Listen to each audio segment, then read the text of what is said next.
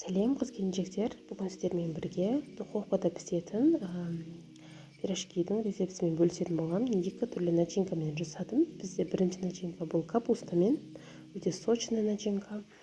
Екінші начинкамыз бізде пюремен, қайнатылып алынған жұмыртқа, сосын пияз болады. Екі начинкамен де өте дәмді болып шығады. Сіздер тек қана бір начинкамен жасасаңыздар да болады, ол өз қалауларыңыз. Міндетті түрде осы рецептпен пирожки жасап көріңіздер, өте дәмді болып шығады. Үйіңіздегілерге ұнайды деген сенімдемін. Өте удачный рецепт деп айтуға келетіндей рецепт. Ең алдымен біз тестаны дайындап аламыз. Бізде қамырын дайындап алу үшін ең алдымен 2 пиала су керек болады. 2 пиаланың жарты мөлшерінде сүт, яғни 1 пиала сүт, дрожж, тұз және де 2 ас қасық сұйық май керек болады. Ең алдымен ыдысымызға суымызды салып, тұзымызды салып, жақсылап ертіп аламыз. Артынша сүт саламыз. Сұйық майымызды, дрожжымызды салып, жақсылап араластырамыз.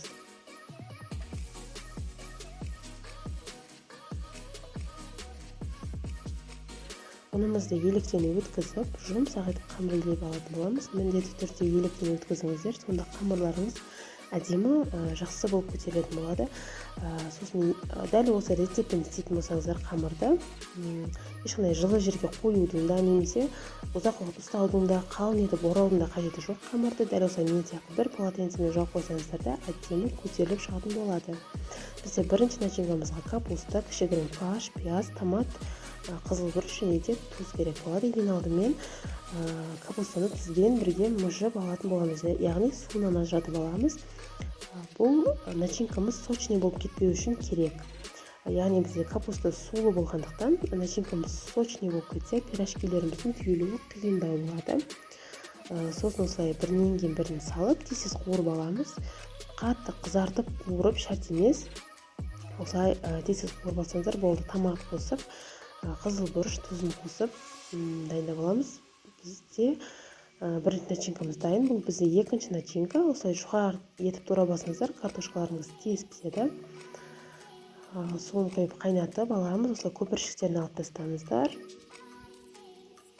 Араластырып тұруды ұмытпаңыздар. Бұл жақта менде жұмыртқа пісіп жатыр. Осы начинкаға менде картошкамыз дайын болған соң жақсылап мұжып аламыз.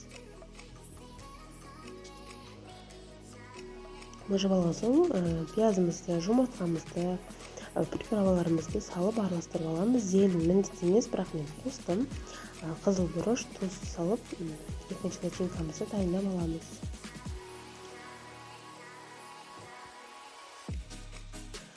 Бұл уақытта неге қамырымыз әдемі болып көтеріліп шықты. Қамырымыздан шариктерді жасап алатын боламыз.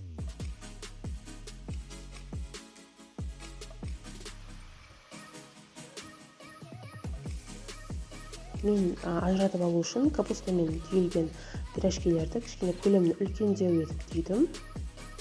Пюремен жасалған пирожкилерді көлемі кішкентайлау болды. Солай түйіп алатын боламыз.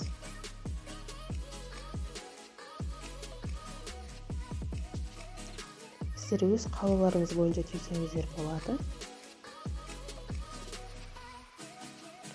Бетіне жұмыртқасын жағып, 250 градуста қызарғанша пісіріп алатын боламыз. Бұл бізде екінші начинкамыз.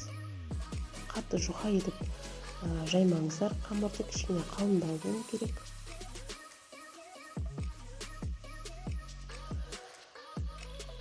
Ал мінекей біздің пирожкилеріміз дайын. Бұл бізде бірінші пирожкиміз капустамен.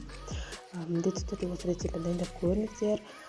Каналыма тіркеліп, лайк басып, комментарий қалдыруды ұмытпаңыздар. Ас болсын қыздар.